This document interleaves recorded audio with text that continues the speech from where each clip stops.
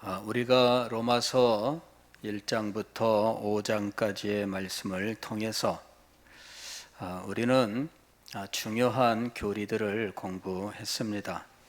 그리고 이 교리는 이신칭의라고 하는 명칭으로 우리들에게 전수가 되었는데, 이 이신칭의 교리를 앞에 세워 종교개혁을 주도했던 마틴 루터는 이 칭의 교리야말로 기독교가 서기도 하고 넘어지기도 하는 이 치명적인 교리이다, 이렇게 이야기를 했습니다.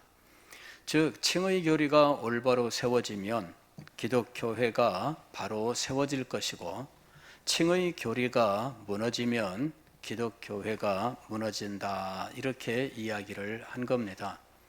현대에 와서는 이 루터의 이와 같은 주장에 대하여 칭의 교리는 핵심적인 교리도 아닐 뿐더러 칭의 교리가 없다 해서, 혹은 칭의 교리 그 자체가 그렇게 중요해서 기독교회가 넘어지기도 하고 세워지기도 하는 그런 정도의 위치에는 있지 않다, 이렇게 주장하는 상황이 되어 있습니다.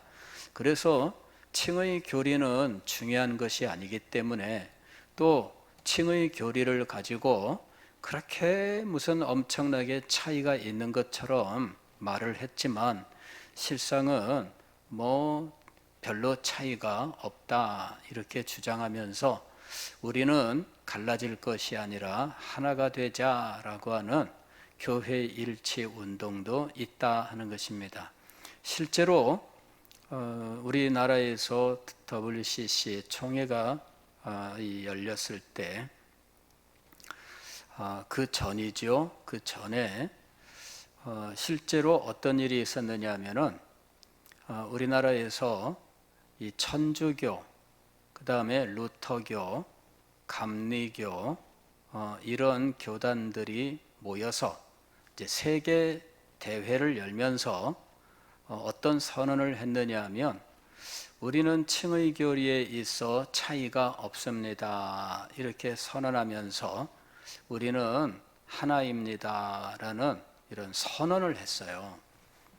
그래서 이 참 칭의 교리가 차이가 없다, 더군다나 루터교는 마틴 루터 때문에 생긴 교파입니다. 그런데 마틴 루터 때문에 생긴 교파에서 천주교와 칭의 교리가 차이가 없다라고 선언을 했다는 것이죠. 그래서 이 도대체 어떻게 된 거냐, 의아스럽게 짝이 없죠. 결국은 현대에 와서는 이 칭의 교리가 점점 그 위치를 잃어가고 있든지 아니면은 변색되어 가고 있다라고 하는 것입니다. 그러나 우리가 로마서를 읽어보게 되면 사도 바울은 복음의 교제를 말씀하면서 복음 안에서 교제가 신령한 은혜를 서로 나누는 것인데, 이 복음은 무엇으로 이루어져 있는가? 칭의, 이신칭의로 이루어져 있다라고 말씀을 한 거예요. 즉, 복음의 핵심에는 무엇이 있느냐 하면 칭의, 이신칭의라고 하는 교리가 있다라는 것입니다. 이신칭의가 없이는 복음을 말할 수 없다라고 하는 것이 지금 로마서 1장에서부터 5장까지의 내용이었던 것입니다. 이 칭의 교리는 복음이 복음되게 하는 결정적인 것이에요. 칭의 교리 없이도 복음이 존재할 수 있는가? 칭의 교리 없이도 복음을 말할 수 있을까? 그렇지 않습니다. 복음을 말하지 않는데 교회가 세워질 수 있을까? 그렇지 않습니다. 칭의 교리가 교회를 세우기도 하고 또 넘어지기도 하는 치명적 교리라고 하는 이유는 이것이 복음의 핵심이기 때문이고, 복음이 없이는 교회가 설 수 없기 때문이에요. 칭의 교리는 복음의 핵심이에요. 칭의 교리가 없이는 복음을 설명할 수가 없어요. 복음의 전체 내용은 칭의 교리를 설명하는 동안에 다 말씀을 하게 돼 있어요. 복음을 이야기하기 위해서 무엇을 가장 먼저 이야기해야 되느냐, 다양한 접근 방법이 있을 수 있습니다. 현대 복음 전도의 표준이 되어 있는 사형례 같은 경우는 가장 먼저 무엇을 이야기하느냐 하면 하나님의 사랑을 이야기해요. 하나님은 당신을 사랑하시고 당신을 사랑하기 때문에 하나님은 이 놀라운 것들을 주시려고 작정하셨다. 그런데 왜 당신이 받지 못하는가? 그것은 죄 때문이다. 이렇게 이야기를 해요. 그리고 이 죄 때문에 당신이 구원을 얻기 위해서, 영생을 얻기 위해서 시도하는 모든 인간적인 시도는 실패한다. 이렇게 이야기합니다. 오직 하나님께서 주신 십자가의 길 이외에는 하나님의 영광에 도달할 수 있는, 구원에 이룰 수 있는 길이 없다. 이렇게 이야기를 합니다. 그러면서 오직 예수 그리스도를 믿으면 영생을 얻고 하나님의 자녀가 된다. 이렇게 설명하는 거예요. 자, 이 설명이 복음을 제시하고 있는 겁니다. 그런데 여기에 이신칭의가 들어있나요? 안 들어있나요? 예. 이것만 가지고는 칭의가 없이도, 이신칭의 교리 없이도 복음이 다 설명된 것처럼 생각될 수 있어요. 그러나 예수 그리스도의 십자가가 왜 하나님의 영광에 이르는 길이 되느냐, 이것을 설명하려면 칭의 교리가 나올 수밖에 없어요. 그냥 예수 그리스도의 십자가로 하나님과 인간 사이에 무한한 간격, 인간이 무슨 수단을 써도 도달할 수 없었던 이 구원의 길에 십자가로 말미암아 이것이 가능하게 되었다라고 말했는데, 그 십자가로 말미암아 가능하게 되었다라고 하는 이것이 바로 이신칭의 교리의 기초예요. 그 다음에 믿음으로 구원을 얻는다라고 말했던 이 부분이 십자가와 합하여 칭의 교리를 이루고 있다라는 것입니다. 즉, 칭의를 말하지 않으면 복음을 설명할 수가 없습니다. 칭의라고 하는 명칭이 아니어도 복음을 말할 수 있는 방도가 없어요. 복음은 반드시 이신칭의라고 하는 이 교리를 말씀해야만 전달할 수 있는 것입니다. 그리고 이신칭의가 빠진 것은 복음이 아니에요. 복음이 아닌 것을 복음이라고 한들 그 위에 교회가 세워질 수 없다는 것이죠. 그래서 이신칭의의 교리는 기독교회가 세워지기도 하고 무너지기도 하는 결정적이며 치명적인 교리다라고 루터가 말했던 그 이야기는 진실일 수밖에 없다라는 것입니다. 우리는 사도 바울이 이 칭의 교리를 말하기 위해서 무엇부터 시작했는지 1장 18절부터 우리는 살펴보았습니다. 거기서 사도 바울은 하나님의 진노라는 말로 시작을 했어요. 이 하나님의 진노라는 말은 2장에서 다른 말로 설명되고 있는데 심판이란 말로 설명하고 있습니다. 즉 하나님의 진노가 나타났다 그랬는데 이것은 하나님의 심판이 나타났다라는 말입니다. 하나님의 심판, 바로 이 심판이 나타났는데 이 심판의 원리는 무엇인가? 로마서 2장에서 심판의 원리는 행위라고 이야기해요. 우리의 행위, 즉 그가 행한 대로 갚는다라고 하는 이 행위의 원리가 심판의 원리인 거예요. 그리고 이 행위의 원리에 따르면은 이방인들이나 유대인들이나 모두 심판을 받을 수밖에 없습니다.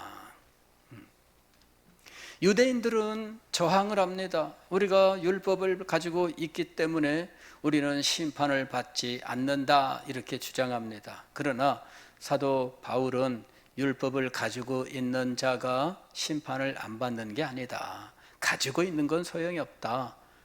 율법은 지켜야 되는 거다. 그런데 너희는 율법을 지키는 데는 관심이 없고 자랑하는 데만 관심이 있다는 거죠. 그러면서 율법의 가르침은 정반대로 행하고 있다는 거예요. 다른 사람한테 정직해라 가르치면서 거짓말을 하고, 다른 사람한테 탐욕을 갖지 마라 그러면서 자기는 탐욕을 가지고, 이렇게 남에게는 잘 가르치는데 자기는 그와 정반대로 행하고 있다는 것이죠. 그렇다면 그는 말을 해서 가르친 것으로 구원받는가, 아니면은 그가 행한 악한 행위로 심판을 받느냐? 그가 행한 악한 행위로 심판을 받는 거예요. 말로 구원을 받는 게 아니에요. 유대인들도 역시 심판에서 면제될 수가 없다라고 이야기합니다. 그러면서 유대인들처럼 심판을 면할 수 있는 인간적인 다양한 핑계들에 대해서 우리가 생각할 수 있는 거죠. 어떤 사람은 학식 때문에, 어떤 사람은 재산 때문에, 어떤 사람은 그가 행한 구제 때문에 혹은 선행 때문에 심판을 면할 수 있다고 생각을 해요. 이것이 인간의 주장입니다. 인간들은 그렇게 생각을 해요. 재산을 가진 사람은 재판에서 항상 혜택을 보게 돼 있어요. 옛날부터 그랬습니다. 옛날부터 부자는 재판에서 일정 부분 혜택을 보면서 들어가게 돼 있습니다. 이렇게 사람들이 존중해주고 인정해주고 하는 다양한 요인들이 있었는데, 그런 것들 중에 재산이 들어가고, 그다음에 가문, 그 집안이 아주 명문 가문이냐, 그러면 어떤 사람이 죄를 지어도 거지가 지은 죄와 똑같이 취급, 죄는 똑같은데 출발선이 달라요. 예, 사람들이 이 가난한 사람, 거지가 지은 죄는 막 무섭게 책망합니다. 예, 그리고 그냥 즉시 차단하는 상황이 되지만, 그러나 좋은 집안의 사람이면 일단은 존중하면서 들어가게 돼요. 똑같은 죄인데도 대우가 달라요. 이렇게 대우가 다르게 만드는 요인들이 많이 있어요. 이게 가문도 거기에 들어가고요, 재산도 거기에 들어가고요, 그 다음에 학식도 들어갑니다. 이 사람이 못 배운 사람이냐, 그러면은 단번에. 그러나 똑같은 죄를 지었는데 박사 학위를 가졌느냐, 그러면은 인정을 해주는 거죠. 요새야 옛날 박사랑 다릅니다만은 이 16세기, 17세기 이때의 박사는 이는 이 사람들이 손을 안 댑니다. 웬만한 죄를 지어서는 사람들이 이런 사람은 잡아가지도 않아요. 예. 왜? 박사라고 대우를 해주는 거예요. 그 다음에 고관들, 높은 관리들, 이 관리 출신들, 은퇴한 사람들, 이런 사람들이 대우를 받아요. 그 다음에 선행하고 구제한 사람들 다 대우를 받아요. 인간은 이렇게 대우를 하면서 차등을 줘요. 똑같은 죄인데도 불구하고. 그러나 하나님 앞에서는 어림도 없습니다. 하나님 앞에서는 그가 지은 죄 그대로 심판받을 거예요. 내가 어떤 조건을 가지고 있든지 하나님은 그걸 보지 않습니다. 이럴 때 내가 가지고 있는 인간적 조건들을 과거의 종교개혁자들은 행위라고 불렀던 거예요.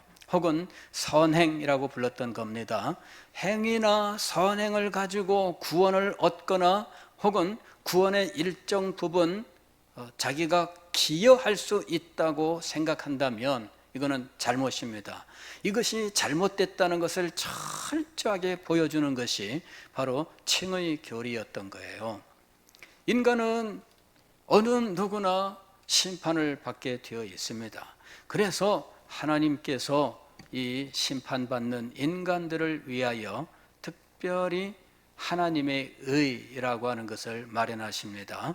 하나님의 의, 인간의 의가 아닌 하나님의 의로 구원을 받게 하셨다 하는 것입니다. 칭의 교리가 그렇게 시작되는 거예요. 인간의 행위와 선행으로 인간이 가진 어떤 자랑하는 어떤 조건들, 이것이 구원의 일정 부분 기여하게 하는 방식이 아니라 그런 것들은 하나도 고려 대상이 안 돼요. 그래서 결국은 하나님의 의라고 하는 것으로만 구원을 얻게 될 수밖에 없다라는 것입니다. 그래서 하나님이 이 의를 예비하셨는데 이 일을 위하여 예수 그리스도께서 십자가 위에서 피 흘려 돌아가셨다라고 하는 것이지요. 그리고 예수 그리스도는 이 죄인들의 죄를 담당하시고 그리고 그 사실을 믿는 자가 하나님의 의를 받게 되는 거예요. 이것이 이제 이신칭의입니다. 이와 같은 교리를 지금 한마디로 로마서 5장 20절에서 이렇게 말씀했던 겁니다. 율법이 들어온 것은 범죄를 더하게 하려 함이라. 그러나 죄가 더한 곳에 은혜가 더욱 넘쳤나니. 죄가 더한 곳에 은혜가 더욱 넘쳤나니. 이렇게 설명한 거예요.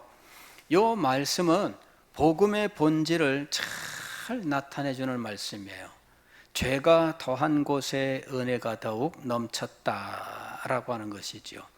죄가 더한 곳이라고 하는 것은 뭐냐면은 죄가 되도록 하는 곳이에요. 죄가 죄로 드러나는 곳.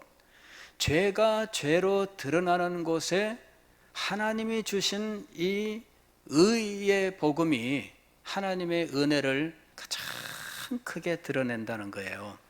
왜 이신칭의의 교리인가? 하나님의 은혜를 이것보다 더 잘 드러내는 방식이 없어요. 하나님께서 죄인을 구원하실 때 하나님의 은혜가 가장 뚜렷하게 드러나고 하나님의 은혜가 가장 영광스럽게 드러나는 방식으로 죄인들을 구원하신 거예요. 그것이 바로 이신칭의라고 하는 방법입니다. 이 이신칭의의 방법은 하나님의 영광을 나타내요. 하나님의 은혜를 가장 탁월하게 드러냅니다. 하나님의 사랑을 가장 선명하게 드러냅니다. 이것이 이신칭의의 교리예요. 그래서 이 칭의 교리는 하나님의 영광을 탁월하게 영광스럽게 드러내고 있다라고 하는 것이죠. 하나님은 죄인을 구원하실 때 하나님의 영광을 가장 탁월하게 드러내는 방식으로 구원을 하셨다는 겁니다. 이신칭의의 교리야말로 하나님의 은혜의 크기를 보여주는 교리예요. 인간의 죄를 가장 선명하게 드러낼 뿐만 아니라 하나님의 은혜를 가장 탁월하게 드러내요. 그래서 죄와 은혜를 가장 선명하게 대립시키는 방식이 바로 이 이신칭의의 교리라고 하는 거예요. 그리고 바로 이렇게 하나님의 은혜를 가장 드러내고 죄를 가장 선명하게 드러내는 이 모습을 로마서 5장 20절에서 죄가 더한 곳에 은혜가 더욱 넘쳤다 이렇게 표현을 한 겁니다. 자, 그 다음에 이 이신칭의의 교리는 또 우리에게 무엇을 보여주느냐 하면 21절에 나옵니다. 이는 죄가 사망 안에서 왕노릇한 것 같이 은혜도 또한 의로 말미암아 왕노릇하여 이랬습니다. 은혜가 왕노릇했다 이렇게 얘기합니다. 그런데 의로 말미암아 즉 이신칭의의 교리예요. 이신칭의의 교리는 은혜의 왕노릇 즉 은혜의 통치 이것을 가장 잘 보여주고 있습니다. 이 이신칭의의 교리야말로 은혜의 주도권을 보여주고 있는 거예요. 인간이 주도해 나아가는 구원이 아니라 하나님이 주도해 나아갑니다. 하나님의 은혜가 주도해 나가고 있어요.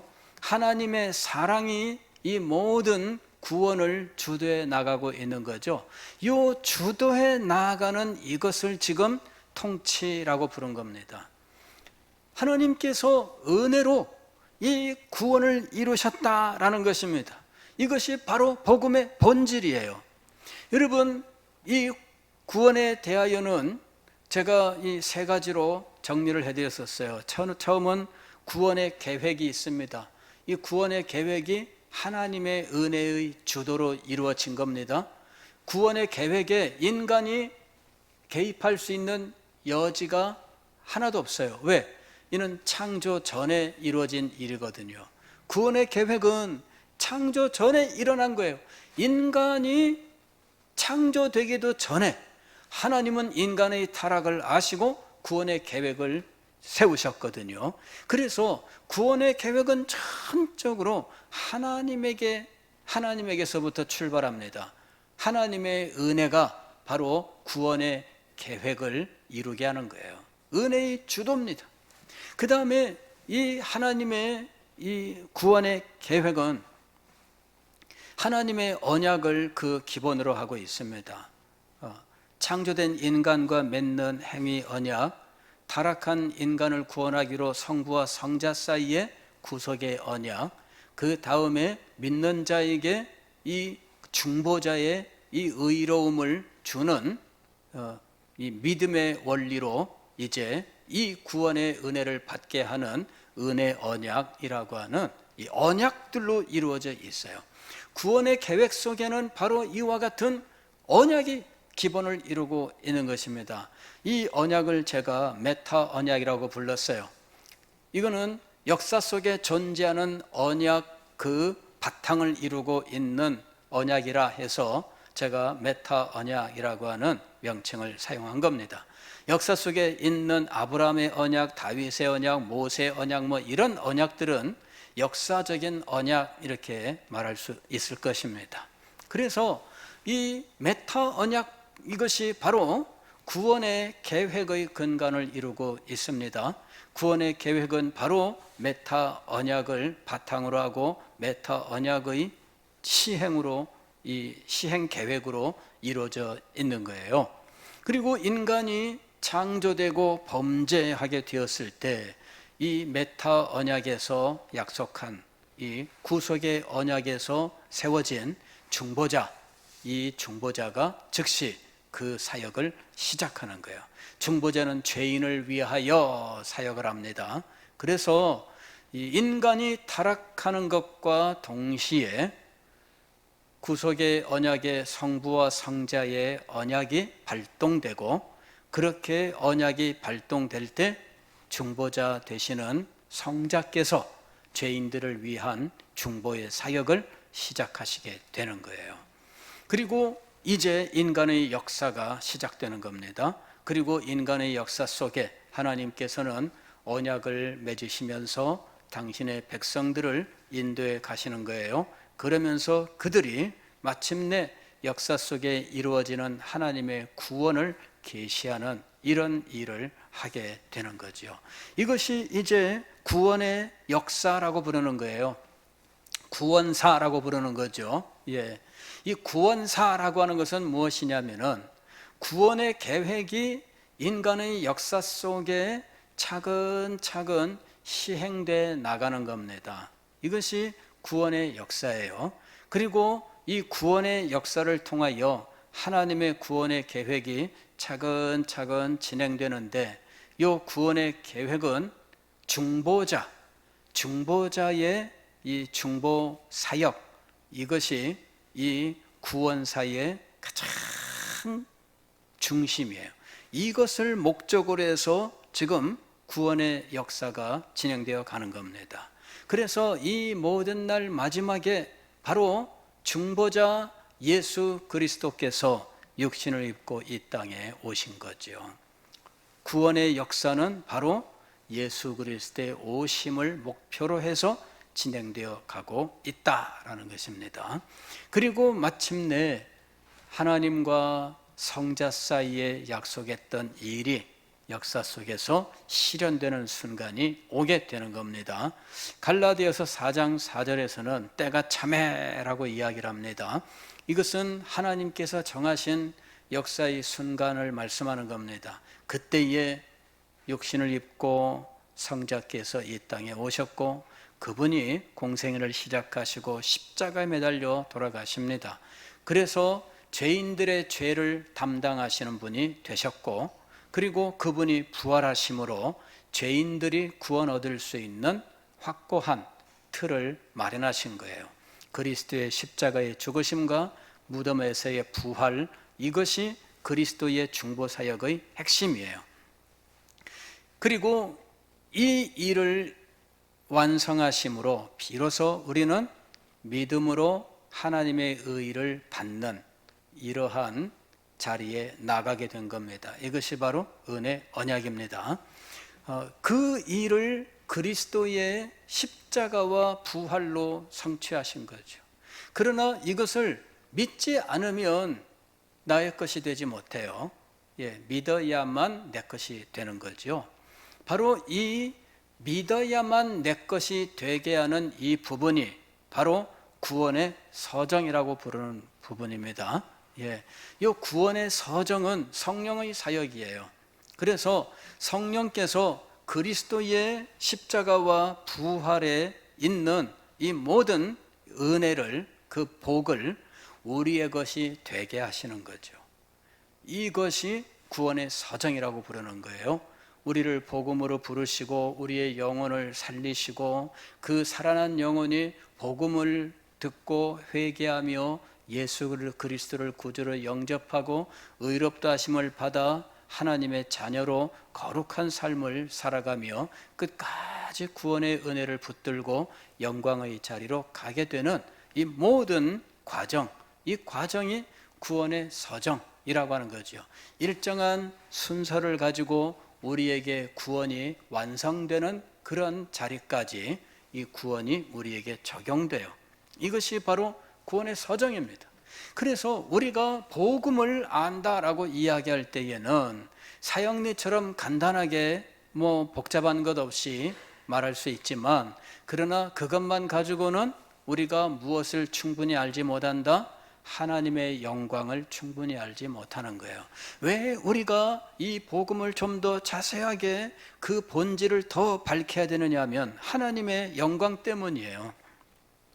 여러분, 은혜의 왕노릇, 즉 은혜로 말미암아 구원의 계획부터 구원의 역사, 구원의 서정에 이르는 이 전체의 이 구원의 과정이 오직 하나님의 은혜로만 이루어져 있다는 거죠. 이것이 은혜의 왕노릇입니다.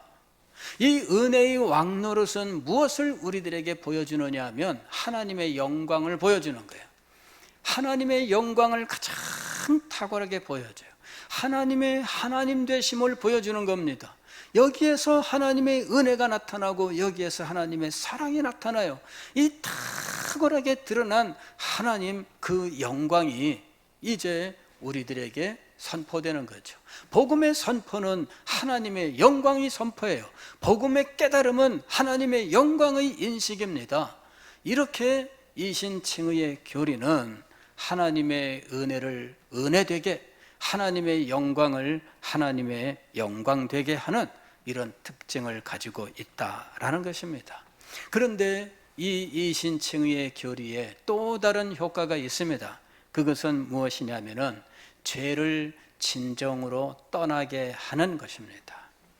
죄를 가장 죄되게, 죄를 그냥 쉽게 없애는 것이 아니라 하나님의 은혜 이외에는 죄를 없앨 수 없다고 하는 이 사실을 우리가 복음을 듣고 깨닫고 믿음으로 체험함으로 알게 돼요. 그래서 결국은 이 죄를 죄로 여기고 죄를 떠나게 하는 이러한 특징을 가지고 있는 거예요.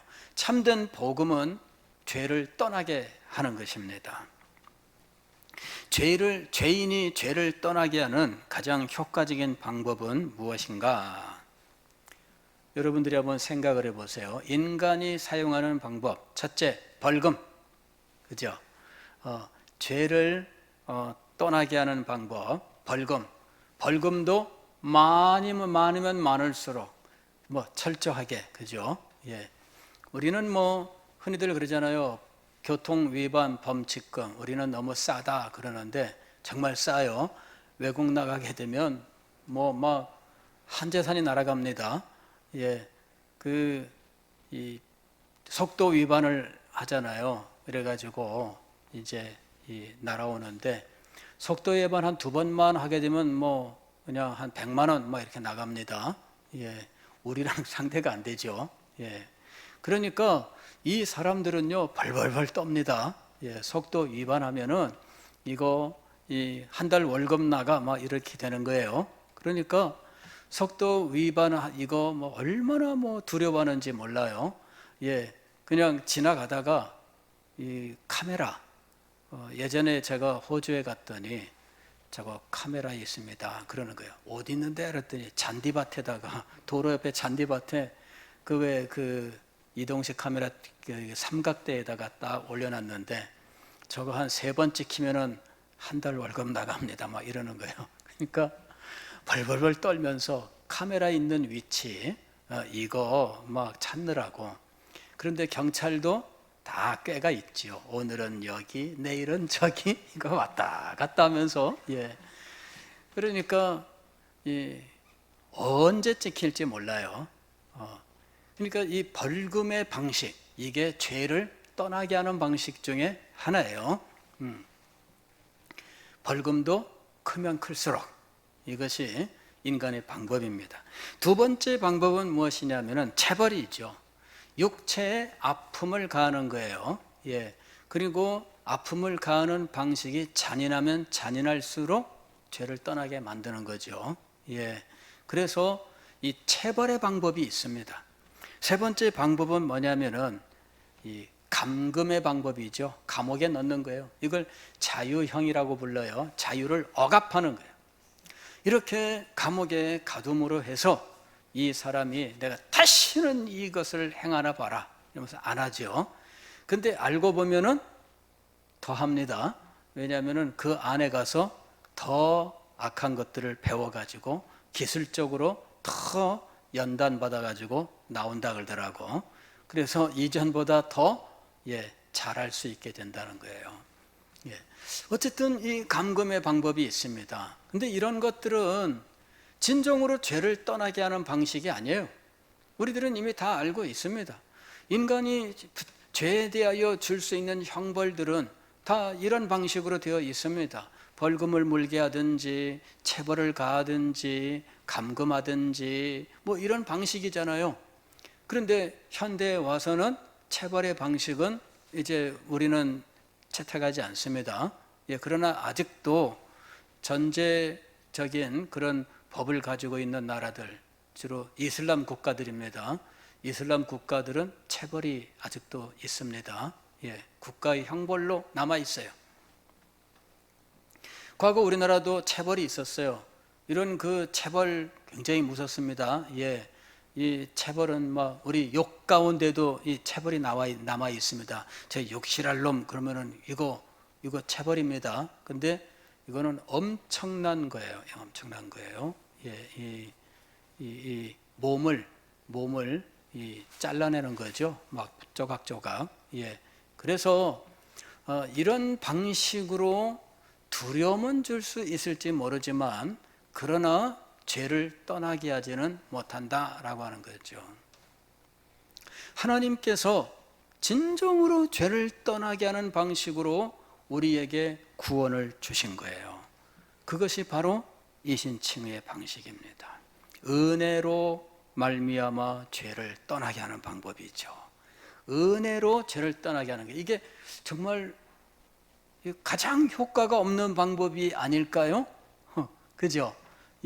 가장 효과가 없는 방법이 은혜의 방법이 아닐까? 그러나 알고 보면 은혜의 방법이 가장 효과적인 방법입니다. 죄인이 죄를 떠나게 하는 가장 효과적인 방법이에요. 벌금이나 체벌이나 감금은 소위 보속이라고 하는 성격을 가집니다. 보속이라고 하는 건 뭐냐면은 속한다 하는 건데 이거를 자기가 이 죄값의 일부분을 감당하는 거예요. 이것이 이 인간이 주는 이 형벌입니다.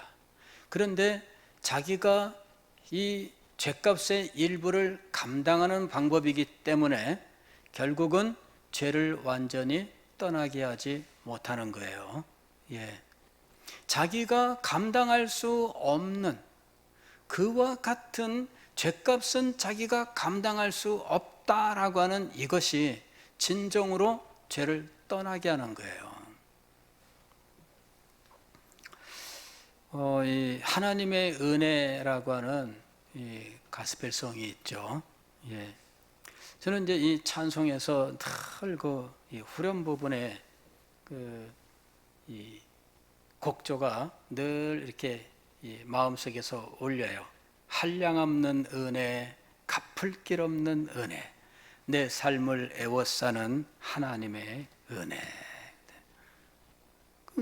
한량없는 은혜, 갚을 길 없는 은혜, 이 부분에서 이 노래가 쫙 올라갑니다. 근데 그게 마음속에 탁 있고 귀에 울려와요. 한량없는 은혜, 갚을 길 없는 은혜. 여러분, 한량없는 은혜와 갚을 길 없는 은혜가 그의 마음속에 역사하는 그것이 죄를 떠나게 하는 가장 효과적인 방법이에요. 다른 방식은 형벌 그 자체를 두려워하게 하는 효과는 있으나 그러나 죄를 떠나게 하지는 못해요. 그러나 한량없는 은혜, 갚을 길 없는 은혜는 마음 깊은 곳으로부터 진정으로 죄를 떠나기를 소망하는 마음을 불러 일으키는 겁니다. 그래서 죄를 떠나는 거예요. 이 한량없는 은혜, 갚을 길 없는 은혜는 형벌의 두려움을 불러 일으키지 않아요. 은혜는 형벌이 아니에요. 은혜는 사랑이에요.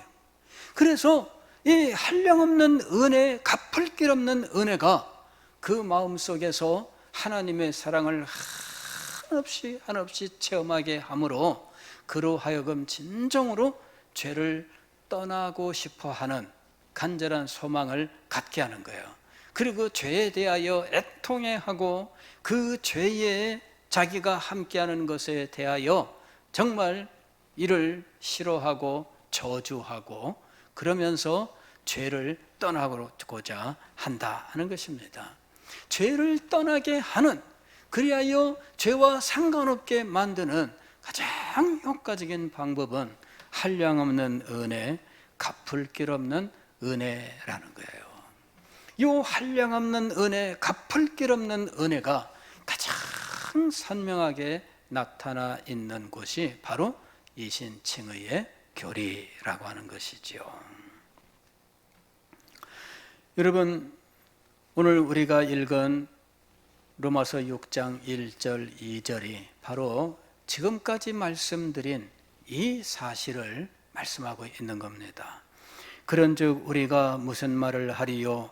은혜를 더하게 하려고 죄에 거하겠느냐? 그럴 수 없느니라. 죄에 대하여 죽은 우리가 어찌 그 가운데 더 살리요? 하나님의 은혜가 우리로 하여금 죄를 떠나게 하는 겁니다. 은혜 때문에 죄를 더 짓는 것이 아닙니다. 죄가 많은 곳에 은혜가 넘쳤다 이렇게 얘기하니까 은혜를 많이 받으려면 더 많은 죄가 필요한가 이렇게 이야기하는 거예요. 이게 이제 어떤 사람들이 억지를 쓰는 거죠. 지금 사도는 억지를 쓰는 사람들의 이와 같은 억지 주장에 대한 답을 하고 있는 겁니다. 억지 주장은 무엇이냐면은 죄가 더한 곳에 은혜가 넘쳤다고 그러면 더 많은 은혜를 받으려면 죄가 더 많아져야 되겠네 이렇게 말하는 거죠. 은혜를 더 많이 받는 사람은 죄를 더 많이 지어야 되겠네. 그러나 그렇지 않습니다. 은혜의 특성은 죄를 떠나게 하는 거예요. 은혜의 특성은 죄를 떠나게 하는 거예요. 하나님께서 왜 은혜의 주도, 은혜의 통치로 우리를 구원하셨는가? 죄를 진정으로 떠나가기 위해서예요. 은혜를 모르는 사람은 죄를 떠날 수 없습니다. 은혜를 체험하지 못한 사람은 죄를 떠날 수 없습니다. 은혜가 떨어진 사람은 죄와 가까워집니다. 그러나 은혜가 넘쳐나는 사람은 죄를 버리게 됩니다. 이것은 우리의 일상생활에서도 나타나는 거예요. 은혜를 받았을 때에는 죄악된 생각도 우리가 안 할 뿐더러 혹시라도 그런 기회가 오면 아니야 이렇게 얘기해요. 왜? 은혜를 받고 넘쳐날 때. 그러나 은혜가 떨어지면 그렇게 빠지죠. 은혜는 그 특성이 죄를 떠나게 하고 죄를 버리게 하는 겁니다. 왜 하나님께서 은혜의 통치라고 하는 이 방식으로 우리를 구원하셨는가 하는 것이죠. 왜 인간이 자신의 죄를 위하여 일정 부분 죄값을 감당할 수 없게 하셨는가? 아니, 하나님이 일부러 감당할 수 없게 하신 것이 아니라 죄의 특성 자체가 죄인은 자기의 죄를 위하여 갚을 수 있는 어떤 것도 행할 능력이 없어요. 이 사실을 알게 되면 그는 은혜를 베푸신 하나님의 영광, 그리고 그 은혜가 우리에게 부어짐으로 죄를 떠나게 하는 이 자리에 들어가게 된다라는 것입니다. 우리가 죄를 버리게 된 것은 하나님의 은혜 때문입니다. 우리가 죄를 멀리하게 된 것은 하나님의 은혜 때문입니다. 우리가 죄가 아니라 하나님의 은혜 앞으로 나아가야 되는 이유가 바로 여기에 있는 것입니다. 죄에 거할 수 없게 하는 은혜의 복음, 바로 이것이 6장부터 말씀하는 이 내용이 되고 있는 것입니다. 죄에 거할 수 없게 하는 은혜 복음, 은혜 받은 자가 죄에 거할 수 없는 이유는 은혜의 복음 때문입니다. 기도하겠습니다.